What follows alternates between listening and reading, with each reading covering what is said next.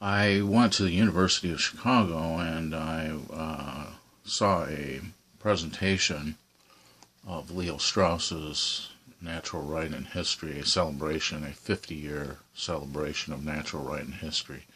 I believe Natural Right and History was published in 52 or 53, therefore that was in either 02, 03, that had been when it was, 52, 48, 50, yes, the 50th year anniversary of the work. So many people who are readers of Leo Strauss have probably read that work and maybe found it to be, as I did, one of the most difficult books that I had ever read when I first read it sometime in the early 90s, and I continued reading it from the 90s on up until the present day.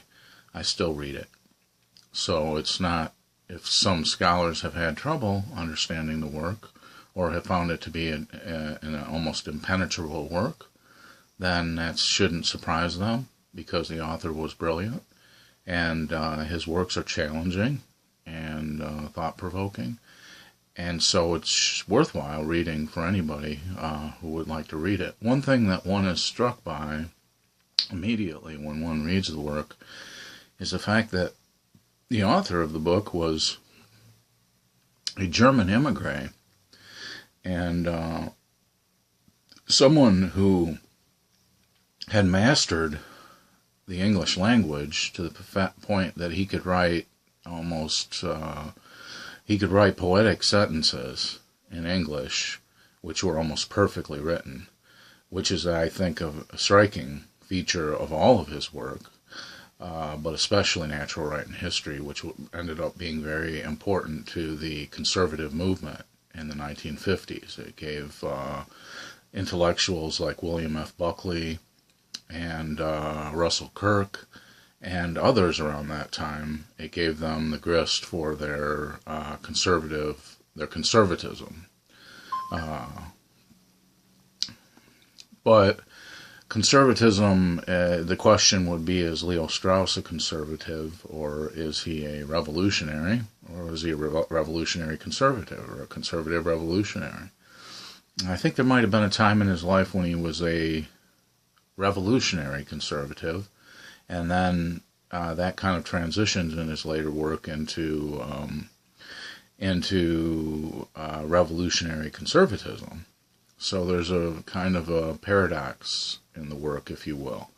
One can begin with a chapter on Max Weber and value-free social science, or social science that is value-free, which means a social science essentially that asks questions about society. What are the economic conditions of a society that is transformed from the Weimar regime into National Socialism? What are the kinds of conditions that economically, socially, religiously, sociologically, that attend the rise of fascism in Italy? Questions like this are what Strauss means by value-free social science. A social science that asks, what are these conditions? What conditions, if met, will lead to? If these, then those. If these and those conditions prevailed in Weimar, or in Mussolini's Italy, or in Franco's Spain, or in France, then they will lead to these and these transformations of government. Those are value-free questions if I ask those questions and I do not stop at the door, if you will, and actually say, I cannot ask that question. See? I cannot ask the question because of my value, but because of an anti-tyrannical value I have, I cannot ask the question of what sorts of conditions bring tyrants to power. That would be a non-value-free social science, one that stops at those questions.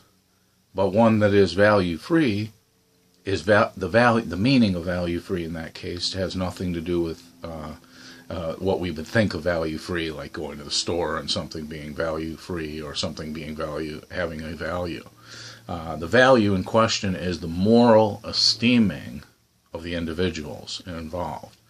What Strauss is trying to say in the Weber chapter is he's trying to say that a social science that was value-free and that did not stop at asking such questions actually led to what Friedrich Nietzsche calls in The Will to Power passive nihilism being transformed into active nihilism.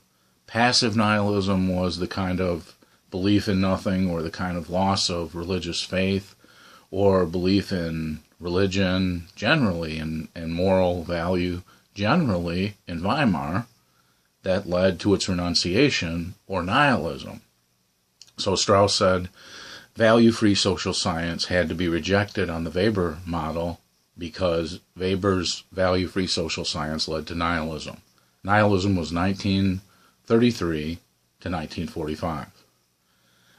That's his meaning in that context. So for many people who are wondering, what does he mean that value-free social science led to nihilism?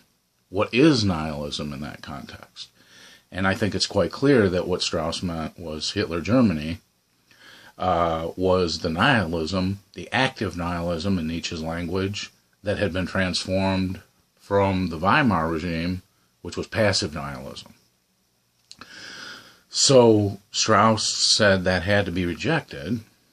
Whether or not there is implicit in his work on tyranny, where he examines the years from 45 to 60, whether or not he was saying it led to nihilism not only in Nazi Germany, but it led to nihilism in the United States and then to the civil rights movement and the disruptions of the 60s, and so it led to active nihilism in the United States. That's for the reader to determine. That's a question that is raised by Strauss. And for readers of natural right and history who are trying to figure out what is he saying about Max Weber? What does he mean when he says that Max Weber's value-free social science would be something, heaven forfend, that would lead to the counseling of tyrants? Or it would be something that would advise tyrants.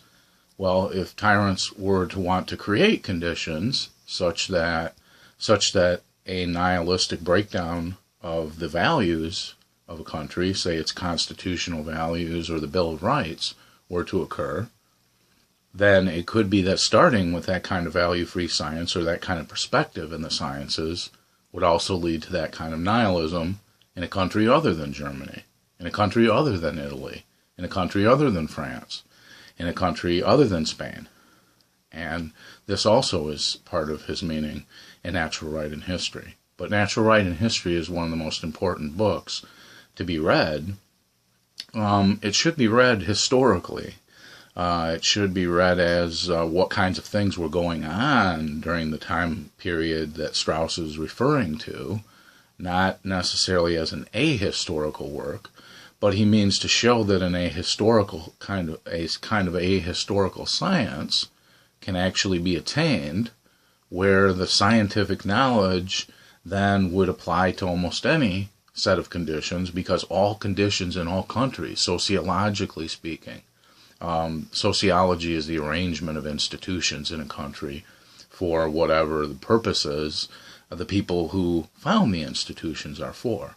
In the United States, there's a Federal Reserve, and there's the gentlemen that govern the Federal Reserve, and they're kind of behind the scenes in the regime, and they have an influence on what kinds of issues are discussed in government, what kinds of things are talked about, so the Constitution and the founders of the Constitution, still have an impact in the United States, but it's kind of behind the scenes, if you will. It is not what we see our leaders directly engaged in, and we would like to see them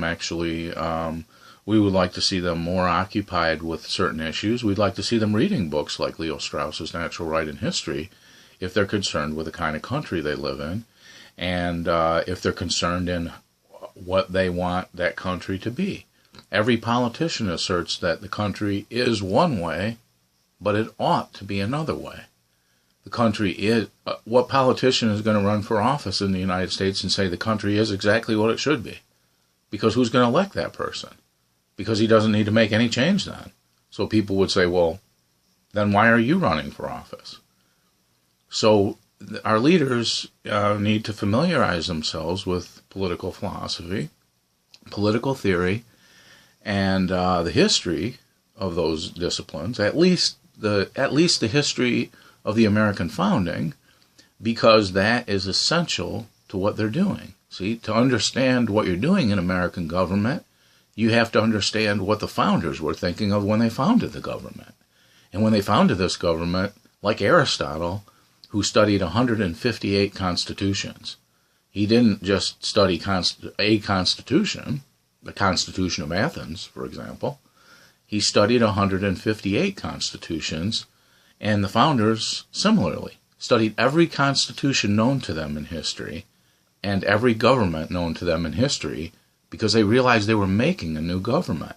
They were making a totally new government with a totally new idea of rulership and of leadership and of citizenry.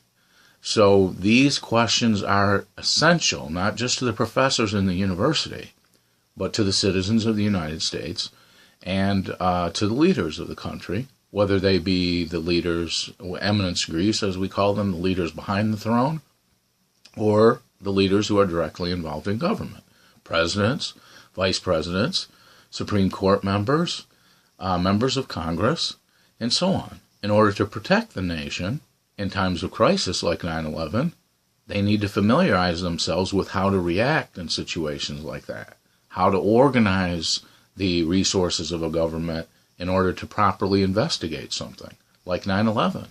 It can't just be investigated, it has to be investigated in the right way, with the right kinds of questions.